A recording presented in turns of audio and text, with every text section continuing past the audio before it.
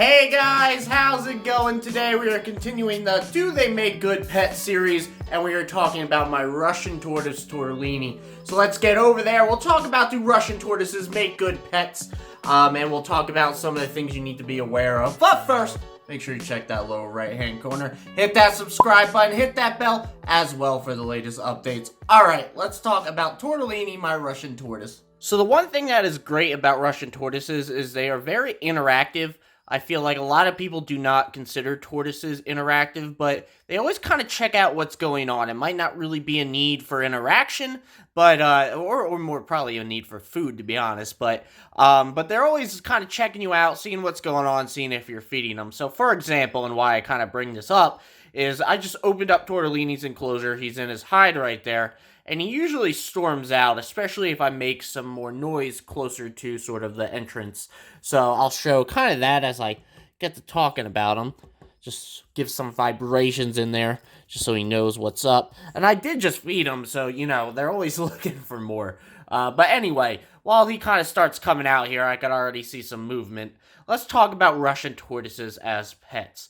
So there's a couple things you really gotta consider when getting a tortoise, just in general.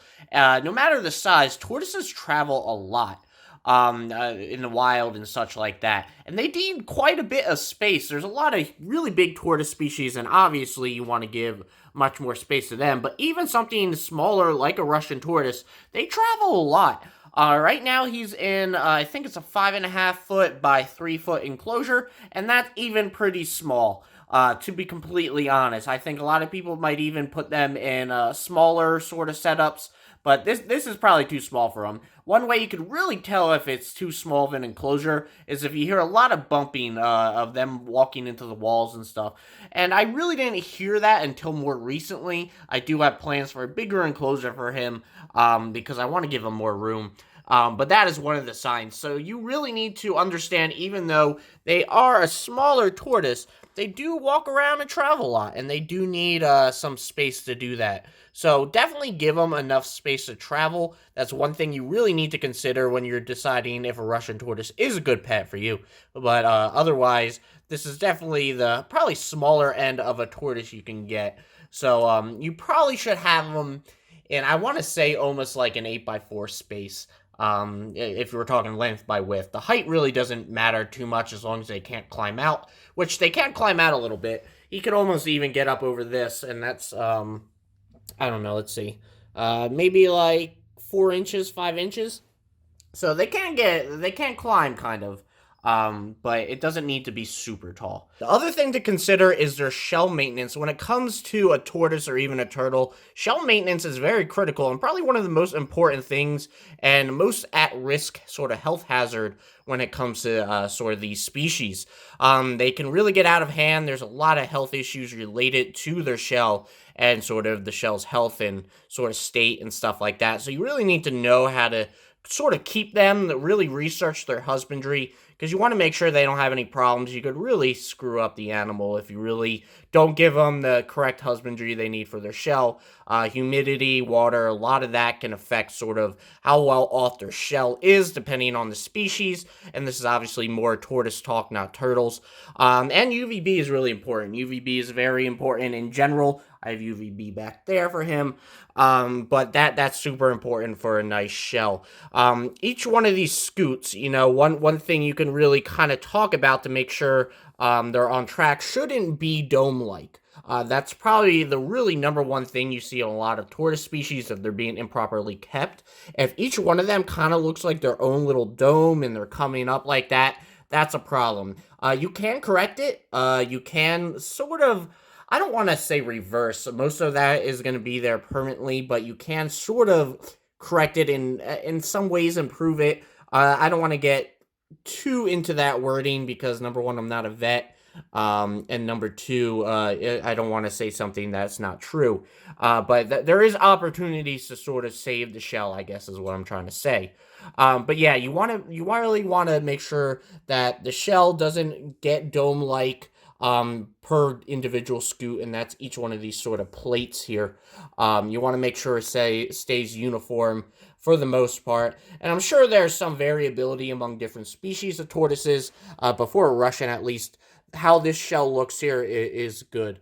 Sometimes you can notice some separation in the scoots. Like you can see there's a little bit more of a separation here instead of maybe along here. The scoots will grow, they will change, they will alter, that's normal. You want to obviously make sure none of it's an injury though, or a burn, because that can kind of alter some of that stuff. But what I'm really kind of getting at with all this is shell maintenance is very critical to Russian tortoises and to a lot of tortoise species. So really pay attention to that. But with those two things that I basically just mentioned, those are the two main things you really need to consider when housing a Russian tortoise and probably any tortoise species. So if you're okay with those things, those are the two main sort of humps to get over with housing a tortoise.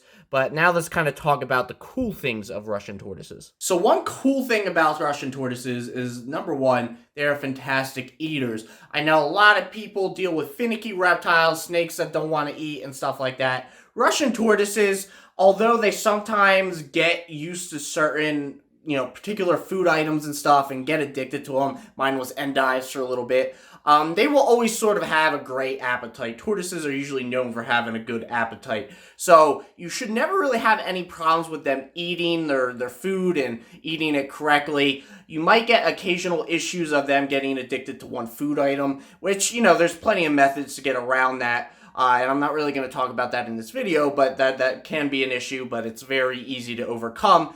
But you should never really have an issue of them not eating or not wanting to eat. They always have a very good appetite. And it's really cool to watch them eat. Especially if you give them a little bit of a treat, being like some squash and stuff like that.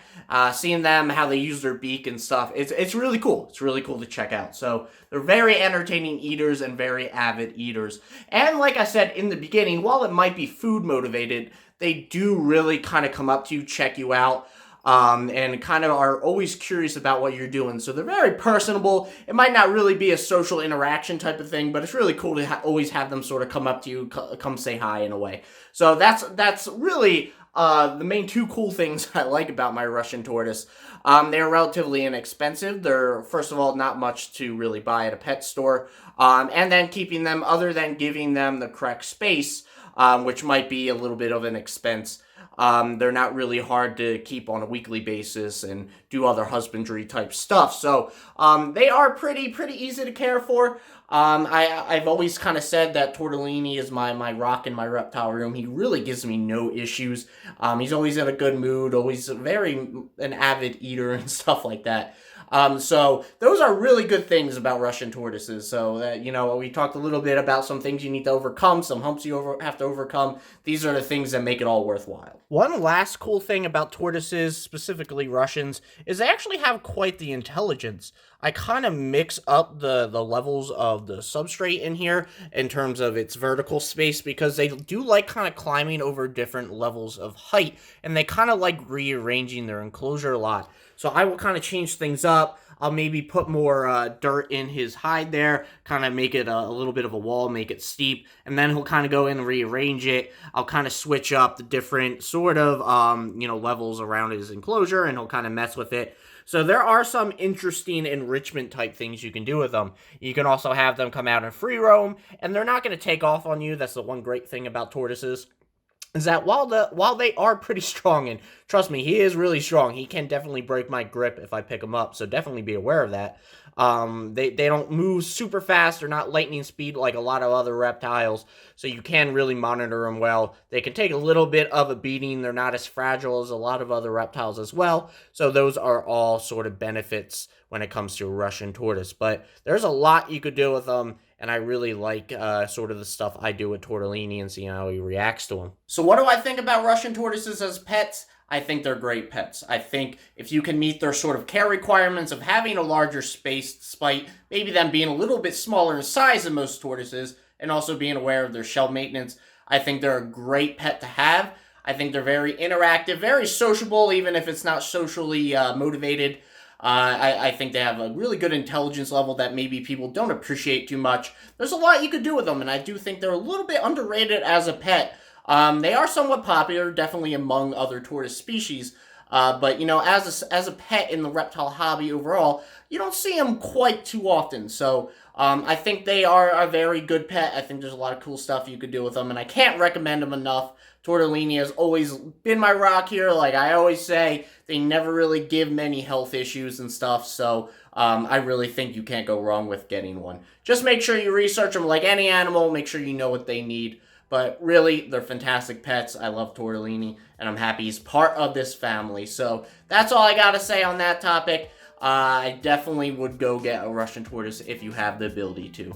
That's it, guys. Make sure you check that lower right-hand corner, hit that subscribe button, hit that bell as well, and I will see you next time, probably on Saturday with the next video, and then I think Sunday's a live stream, so be prepared for that. See you guys then.